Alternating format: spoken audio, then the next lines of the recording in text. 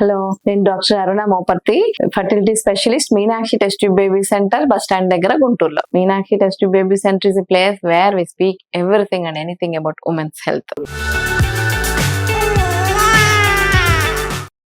ఈ రోజు ఏం చెప్పాలనుకుంటున్నా అంటే, ప్రెగ్నెన్సీ ప్లాన్ చేయాలంటే ఎలాగా.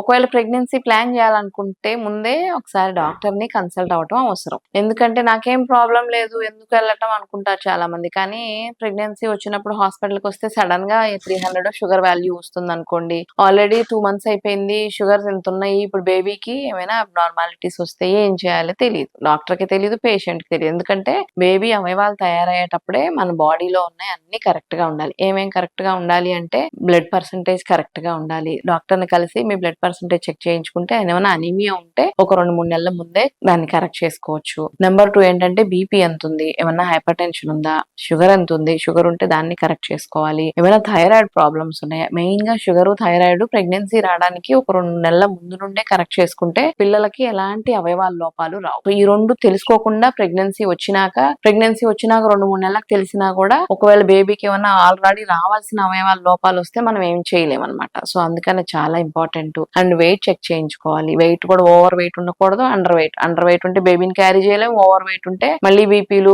ఎక్లాంషియాలు, ఫిట్స్ అలాంటి కాంప్లికేషన్స్ వస్తాయి. సో ఇవన్నీ చెక్ చేయించుకోవాలి. ప్రెగ్నెన్సీ రావడానికి ఒక 2-3 months ముందు నుండి ఫోలిక్ యాసిడ్ టాబ్లెట్స్ ప్రిస్క్రైబ్ చేయించుకుంటే, ఆ ఫోలిక్ యాసిడ్ టాబ్లెట్స్ వేసుకుంటూ ఉన్నప్పుడు ప్రెగ్నెన్సీ వచ్చిందంటే పిల్లలకి న్యూరల్ ట్యూబ్ డిఫెక్ట్స్ అంటే జన్యుపరమైన ప్రాబ్లమ్స్ ఇలాంటి ఏమి రాకుండా అవాయిడ్ చేసేసుకోవచ్చు అనమాట. సో ఆ ఫోలిక్ యాసిడ్ చాలా important. And foods, pregnancy plan చేస్తున్నాము అనుకున్నప్పుడు కొంచెం మంచి ఫుడ్స్ తీసుకోవాలి. ఆకుకూరలు డైలీ ఉండేటట్టు చూసుకోవాలి. కొంచెం కివి, ఆరెంజెస్, ఉసిరికాయలు ఇవన్నీ కొంచెం వైటమిన్ సి రిచ్ ఫుడ్స్. వీటి వల్ల మంచి ఊసైడ్స్ వస్తాయి, క్వాలిటీ ఇంప్రూవ్ అవుతుంది, ప్రెగ్నెన్సీ రావడానికి ఛాన్సెస్ బాగా పెరుగుతాయి అనమాట. సో ఈ ఆహార మార్పులు చేసుకోవాలి. అండ్ మీకు ఆల్రెడీ ఫోర్ ప్రెగ్నెన్సీనే కొంతమందికి చిన్న చిన్న మెడికల్ ప్రాబ్లమ్స్ ఉంటాయి. చిన్నప్పటి నుంచి ఫిట్స్ రావటం, ఫిట్స్ మెడిసిన్స్ వాడటం కానీ, లేకపోతే థ్రాంబోసైటోపినియా అలాంటి ఏమైనా ఉండి మెడిసిన్స్ వాడటం కానీ, లేదా చిన్నప్పుడు ఏమైనా హార్ట్ ప్రాబ్లం వచ్చి హెపారిన్ లో లేకపోతే పెన్సిలిన్ ఇంజెక్షన్ లో చేయించుకోవటం అలాంటి ఏమైనా ఉన్నాయి అనుకోండి, ముందే వెళ్ళేసి. ఎందుకంటే కొన్ని మెడిసిన్స్ ప్రెగ్నెన్సీలో బేబీకి హార్మ్ఫుల్ గా ఉంటాయి అనమాట, ఫిట్స్ అప్పుడు వాడేవి అవన్నీ. సో అలాంటి ఏమైనా ఉంటే ముందే ప్లాన్ చేసుకొని డాక్టర్ ని కన్సల్ట్ అయ్యి ఆ మెడిసిన్స్ సేఫ్, ప్రెగ్నెన్సీలో ఏది సేఫ్ వాడితే అనేది అవి స్టార్ట్ చేసేసుకొని వాడుకోవటం వల్ల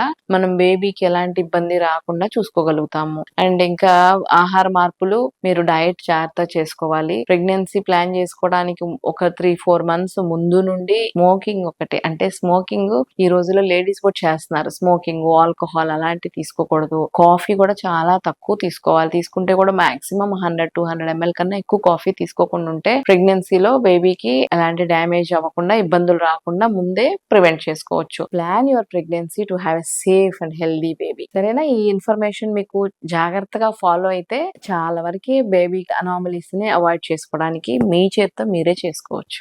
ఓకే.